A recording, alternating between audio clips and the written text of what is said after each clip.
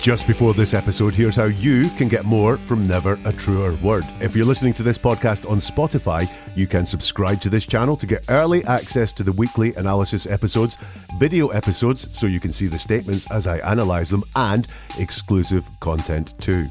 And if you're here on YouTube, then become a member of the channel to get early access to everything and exclusive content not available anywhere else.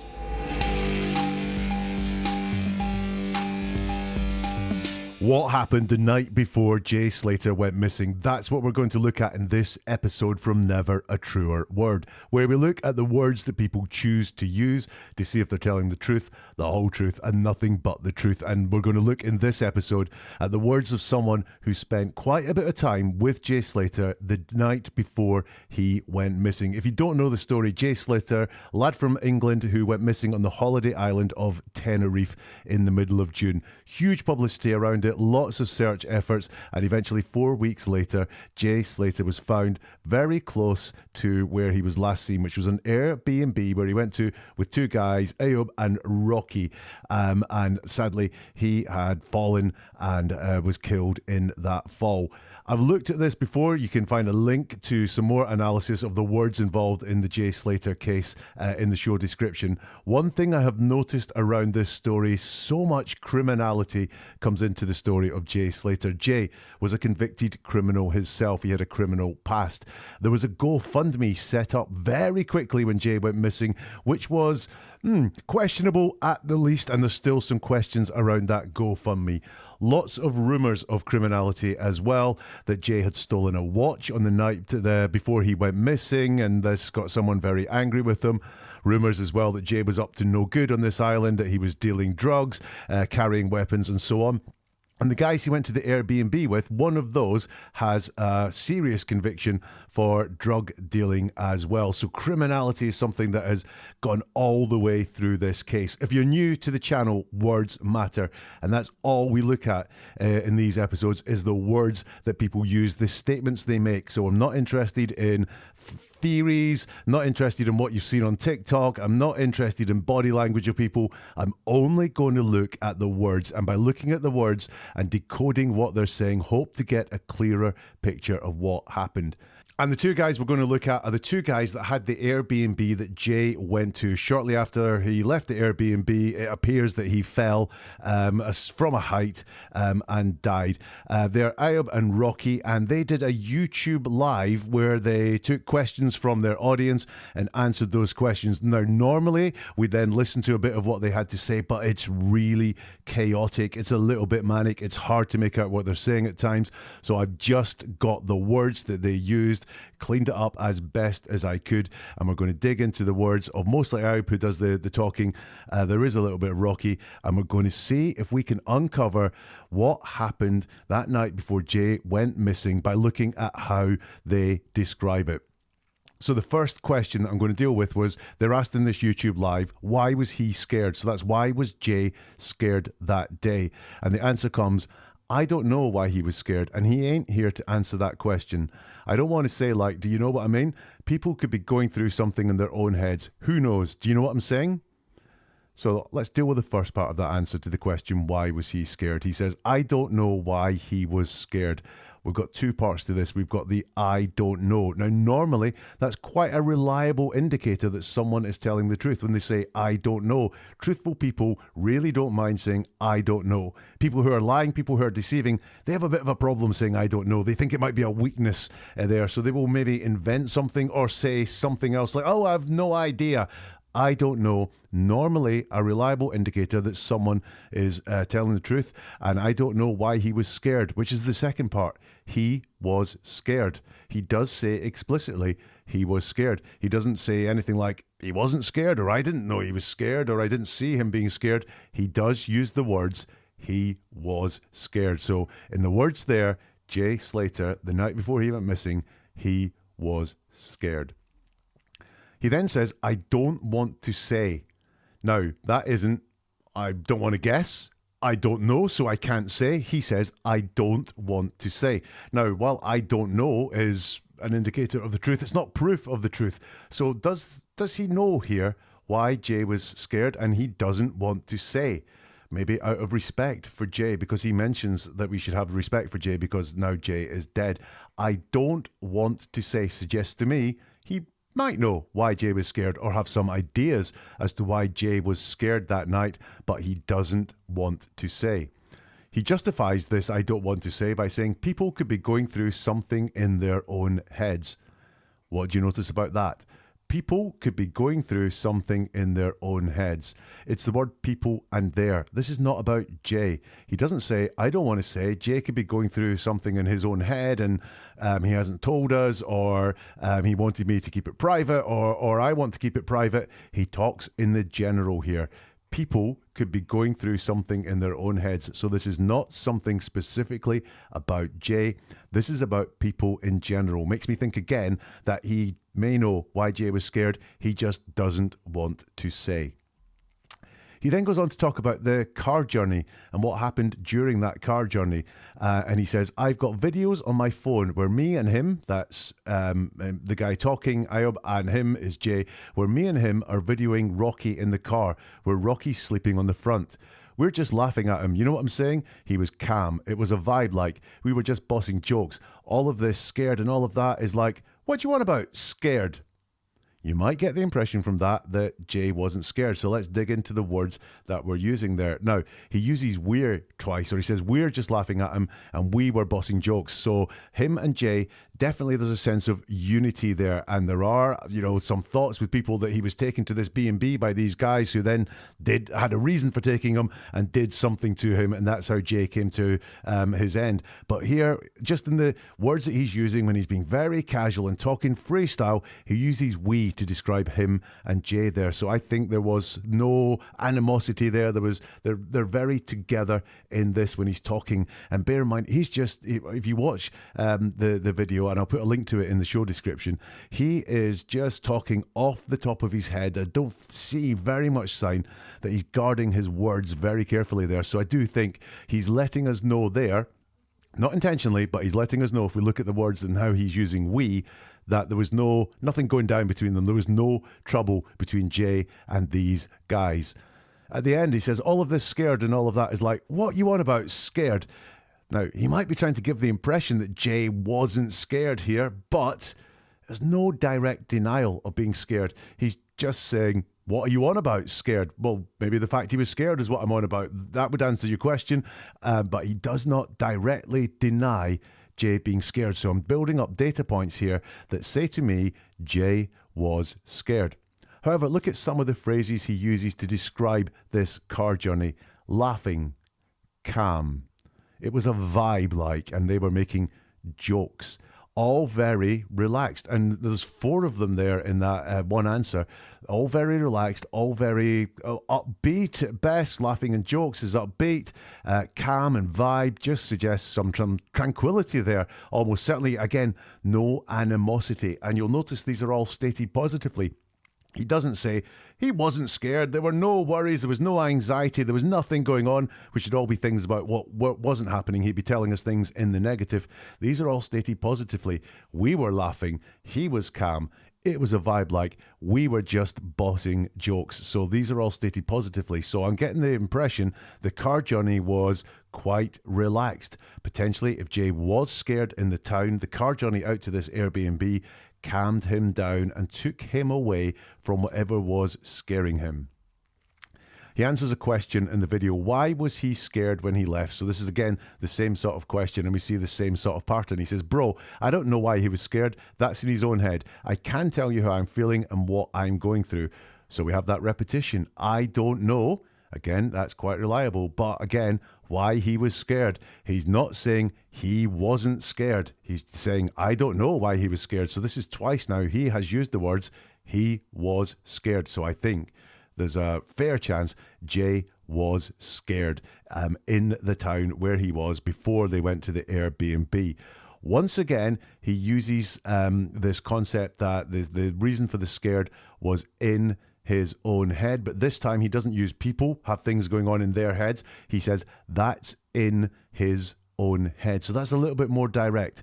Was there something going on in Jay's head that maybe Jay wasn't saying well enough for him to understand. Remember, this was part of a music festival when Jay went missing. So had he had a large amount of alcohol or other substances, and maybe it wasn't making sense. And he finishes it by saying, I can tell you how I'm feeling and what I'm going through, which is a diversion. He doesn't want to talk about scaredness anymore. He wants to talk about himself. And notice what he wants to talk about himself. So when people go extra, so he could have said, why was he scared when he left? He could have just said, I don't know why he was scared. But he wants to divert us somewhere else. And that's, I can tell you how I'm feeling and what I'm going through. And when we divert to somewhere else, it usually reveals what's important to us. So I think there is some sensitivity here with this guy, or maybe even he feels bad that he was one of the last people to see Jay alive. Maybe he thinks if things had gone differently, if I hadn't taken him back to the Airbnb, or we'll see later on, if I'd taken him back to town, then things would have gone a little bit different. Or maybe just he's facing all these stories, his drug dealing past has come out, and people are saying, well, drug dealer wouldn't take someone back to an Airbnb without a bad reason. Maybe he's feeling all the pressure from that. But when he's gone extra, when he said more than the question desires, then that reveals what's important to him. Once again, you'll notice there is no direct denial of Jay being scared. So he's been asked twice, why was he scared? And he has never said Jay was not scared. It doesn't say there was no sign of Jay being scared. He actually uses the words twice. He was scared. So that brings me to conclusion number one. I think from the words that I've seen there, Jay was scared that night in the town at the end of the music festival. When he was talking to these guys, he was scared that night. But as we saw from the laughing and the joking and the calm and the vibe in the car journey out to the Airbnb, as he got further away from the town, that scared eased. He wasn't as scared the further he got from the town. So he was scared of something in the town.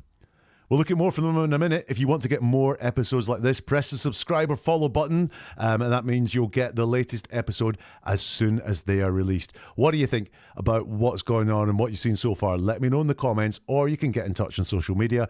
All the links are in the show description for social media. If you hit the like button, it'll take you a blink of an eye to press the like button. This episode took hours to put together. Trust me, it was very, very hard work, this one. It took hours to put this together, but if you hit the like button like that, do it now. There. That means it gets to more people.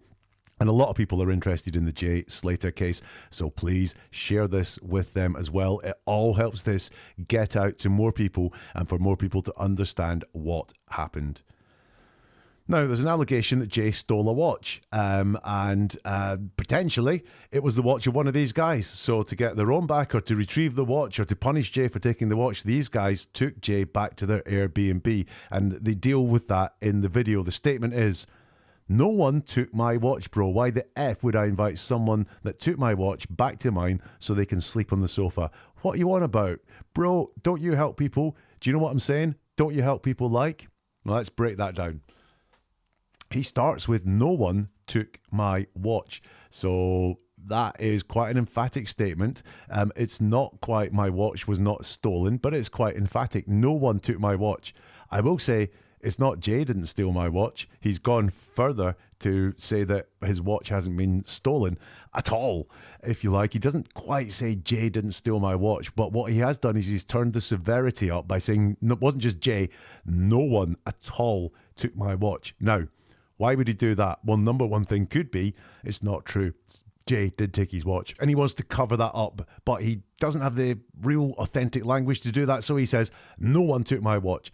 The other thing, as we've already seen, I think he's feeling sensitive to the allegations and the stories all around him, so he really wants to convince us that his watch was not stolen, which is why he turns it from Jay took my watch to no one took my watch. Then he asks a question, and I don't like questions in response to questions. It's kind of diversionary. It means I haven't got anything else to say. I'm going to make you do the thinking here. Why the F would I invite someone that took my watch back to mine so they can sleep on the sofa? What are you on about? Don't like that. That feels a little bit diversionary. However, right in the middle of that, I think, is just one of those unintentional bits where the truth leaks out. Why the F would I invite someone that took my watch back to mine so they can sleep on the sofa? What are you on about? If he hadn't put so they can sleep on the sofa in there, it would be just, why the F would I invite someone that took my watch back to mine? And I would be like, to get your watch back, to make them pay for stealing your watch, to give them a really hard time. But he says why Jay went back to his there. It's leaked out. So he could sleep on the sofa. So that, for me, is very revealing. I think the truth is leaking out in the words here, almost unintentionally, so they can sleep on the sofa. So for me, I think Jay went back to sleep on the sofa. I still believe Jay was scared and there was some sanctuary being offered here. We see that as well when he says, bro, don't you help people? Do you know what I'm saying? Don't you help people like? Now, he doesn't say I was helping Jay, which I would prefer to hear, would make me more convinced that he was helping Jay. He just asks a question about helping people in general, but he uses the word help twice. So I think that letting Jay sleep on his sofa was helping Jay out. He responds to the question, did you punch him? And his reply to the question, did you punch him, is no, of course not. Mate, what do you reckon happened to him? He had a tragic accident. You know what it's like. This is about all of that. Like, you know what I mean? So let's stop taking it out like that way. The kid didn't even have his funeral. Have a bit of respect. Did you punch him is a question that can be answered with yes or no. A really simple question that can be answered yes or no. And the very first word he says is no. Now that's good. I like that. I like the fact that he's come out straight away. Did you punch him? No. He didn't do anything diversionary like go, what are you talking about? Why would I do that? Which would be asking questions to a question. Or maybe he'd be like, I've hit many people in my life and I've always had a reason for hitting someone and I would have no reason, would I, to hit Jay? Which would not say no in it. But the first word he says is no. Quite a reliable indicator that he is telling the truth. And then he says, of course not. Which is to convince us that he didn't hit Jay or punch Jay. So what's going on there? Does he want to convince us because he's telling a lie and he needs to strengthen that lie, make it as strong as possible so we believe it? Could be. Or this could be, again, he is so sensitive to the allegations. This guy has a lot of bravado when he is talking on this video. But when do we have bravado? When we are at our most scared. That's when we give it the biggest bravado. And I think he's scared or sensitive at the very least to the allegations that were made about him. So when these are put to him, he wants to double down on shutting them down. So that's why he says, of course not. When he goes on to say, mate, what do you reckon happened to him? He had a tragic accident. You know what it's like. This is about all of that. You know what I mean? So let's stop taking it out like to that way. The kid didn't even have his funeral. Have a bit of respect. That has nothing to do with the answer to the question, did you punch him? Once more, we have extra, and that extra is diversion. He wants to get away from this allegation that he punched him. Why is that? Once more, it could be because he punched him and he's very sensitive talking about it and he wants to talk about something else. Or it could be, again, that he is very sensitive about the allegations and he doesn't like talking about these allegations. We've got to be very careful what it is. I see there that he is sensitive to the allegations and he wants to put the focus onto what he thinks happened, this tragic accident. He's like, what do you reckon happened to him?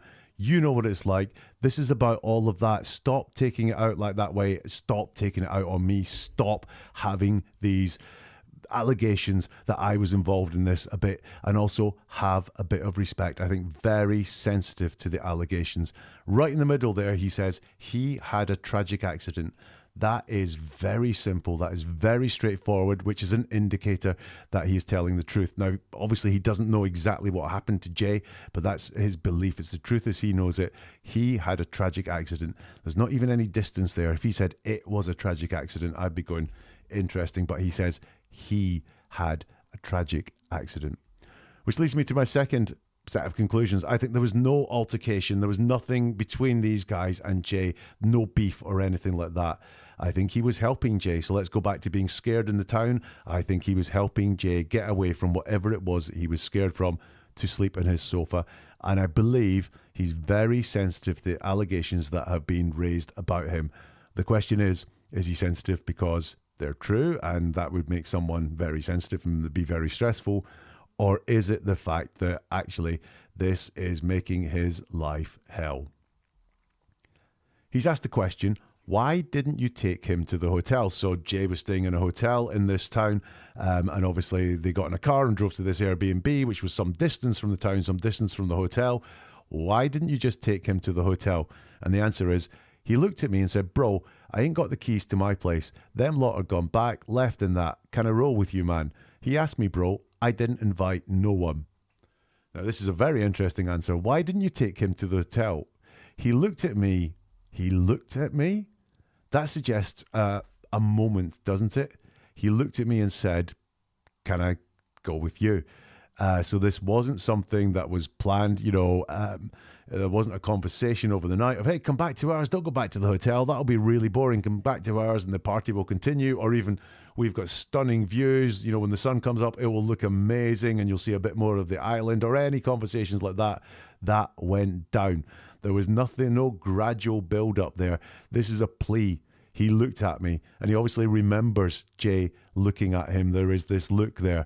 Whatever the look was, it doesn't say, but there was some look, there was some moment where Jay asked if he could go back with them guys to the Airbnb.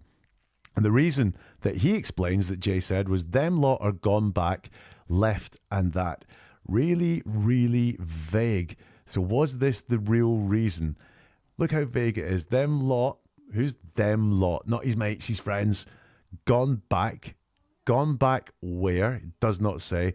Left and that. So it's very, very vague. And I ain't got the keys as well. That's vague as well. I ain't got the keys to my place. Them lot are gone back, left and that. I get what is meant by it all, but there's nothing like to say I'm going to be locked out, or they're all going to be flat out, passed out, in a coma. I will not be able to get back into the room. It is very, very vague. So, when he's asked, why didn't you take him to the hotel? At the very end of the answer, I didn't take him to the hotel because he asked me to take him back to mine. And he says, I didn't invite no one. I didn't invite no one. Well, that's interesting because earlier on he said, why the F would I invite someone that took my watch back to mine? Interesting choice of words. Now, I know when he said, why the F would I invite someone that took my watch back to mine, it's not talking about Jay specifically. He doesn't say, why would I invite Jay back to mine if he'd stolen my watch? But there's a bit of a contradiction there. I didn't invite no one, and why would I invite someone, which suggests that he did invite someone. So what's going on there? The two things can't really coexist. Did Jay ask him, or did he say, because remember, he said he was helping, did he say, come to mine, it's going to be a hell of a lot easier, but he doesn't want anyone to think that he invited Jay to the place where Jay ended up dying. I think I didn't catch the question, but I think there was a question about why did Jay, in the story that's told, why did Jay set out on his own from this Airbnb, and apparently he took a track that was very dangerous and fell to his death. He says, yeah, I offered him a lift back, but obviously when I wake up, because you've got to remember, we came back at 6:30, 6:40 in the morning, and I only slept for an hour before I had to move my car. Bro, I'm not driving another half an hour, and yet all of this 1 hour away, bro. I was in a Cupra state, zooming the road like it's not an hour away, it's half an hour away. So what have we got here? I offered him a lift back. Very straightforward, very believable. I offered him a lift back. So I do think from that I could conclude that this guy did offer Jay a lift back into town. And then he gets to tell us why some things were true and really strenuously point out why these things are true with convincing words. But obviously, is it obvious? When I wake up, because you've got to remember, do I have to remember? We woke up, we came back at 6:30, 6:40, so he's overdoing that there, that he did offer to give him a lift back, but listen, us guys, we need to understand he couldn't do it at that certain time, and that's what I think is going on there. He really wants to convince us that he couldn't do it at that time, and he does say, I'm not driving another half an hour, right? He is actually saying, if Jay asked for a lift back, he refused at the time that Jay wanted the lift back. So he was offered a lift back. Jay said, I don't know, now or in 15 minutes. And he said, no, I'm not doing it. You'll notice he mentions times a lot in this answer. So we came back 6:30, 6:40. I'd only slept for an hour. I'm not driving an hour and a half. It's an hour away. It's not an hour away. It's half an hour away. In this answer, time is the constant theme. So I think that if the timing had worked, he would have driven Jay back to the town. Not a problem. But the timing didn't work. And these strong words, like obviously, and we've got to remember why this happened, is because he refused, and potentially he feels pretty bad about that. We've got the bravado. Yeah, all of this 1 hour away. Bro, I was in a coot pretty state, zooming the road like it's not an hour away, it's half an hour away. Bravado to get over the fact that he regrets not just going, yeah, I'll give you a lift back now when you want. So I think from that, I've got Jay wanted a lift back, but at a specific time. This guy said, no, not then, later, and Jay decided that he was going to take matters into his own hand and get back under his own steam, which ultimately was not a great decision to make. Now, there's allegations that Jay was carrying knives on him on Tenerife, and one of the statements that comes out here is that's even more mental. Like, the guy had 2 knives on him. Like, we was in danger, let alone, but no one's saying nothing about that. I'm not even going to complain about that. I've been in danger many times before. I've been shot at before. Why was I in danger? And I think that's a question that he's repeating that appears on his screen. Why was I in danger? Apparently, he had a knife on him. Apparently, he had a knife on him. So I think there, again, we can see that it's only apparently Jay had a knife on him, i.e. the stories I've heard say that Jay had a knife on him. So I don't believe that he had any evidence that Jay had a knife on him. Again, pointing out to me that there was no beef, no argument, no altercation between them at all. Jay never felt the need to get a knife. He says, I'm not even going to complain about that. And we know this happens in life all the time. When someone says, I'm not complaining about this, they really are complaining about it, even though they've said they're not. They've used the word complaining, so they are raising it as a complaint. Their focus is on complaining. That's why they use the word complain. So I think he is complaining about that, or even just trying to divert, again, attention to that. We were the ones in danger. You know, for all the bravado that he uses, yeah, he is saying that he was in danger that night. He was the one, or we were the guys in danger. So that's everything I'm going to look at, and here are my conclusions of what went down that night before Jay Slater went missing. Jay was scared of something in town. I see that in the words all the time. Jay asked for help in getting away from whatever it was that he was scared from, and they said, yeah, not a problem. And we see that as the relaxation comes in more as they get further away from what Jay was scared of in the town. Now, what was Jay scared of? Was it just being locked out of the hotel? I don't imagine that's something that would scare someone. So I think there was potentially a huge altercation. Potentially this stolen watch thing is true. We don't know from the words there, but definitely Jay was scared of something, and something quite serious, and that fright, that feeling that he felt eased as these guys gave him the help in getting away. When Jay was back at the Airbnb shortly after that, for some reason he wanted to get back to town, but he was told, no, not now, later. And because of that, he decided to go alone. Now, there are some words in there that could go different ways. I understand that, but from all the patterns that I've detected, I don't see guilty language. I see real worry about the allegations that have been put to them, but genuine worry about the allegations rather than worry that these allegations are true, and if anyone finds out the truth, then we're going to be in real trouble. I think it's worry about those allegations. So I think that is what happened. Something happened in town that night that made Jay want to get away from that town.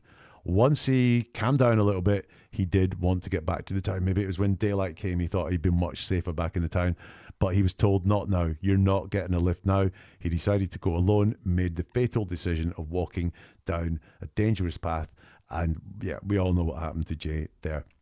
Do you agree or disagree? Let me know in the comments or get in touch on social media. All the links are in the show description. If you haven't pressed the like button, do it now. Go. Thank you. Share with other people as well. If you want more from Never a Truer Word, by the way, if you're on YouTube, you can become a member of the channel.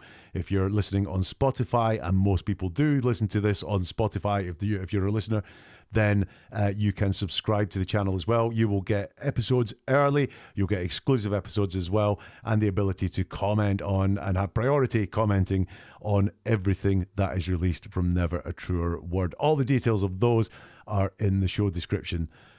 NeverAtruerWord.com is the website where you'll find podcasts, you will find more videos, all the details of the socials. Like I said, you can sign up for the weekly newsletter too there.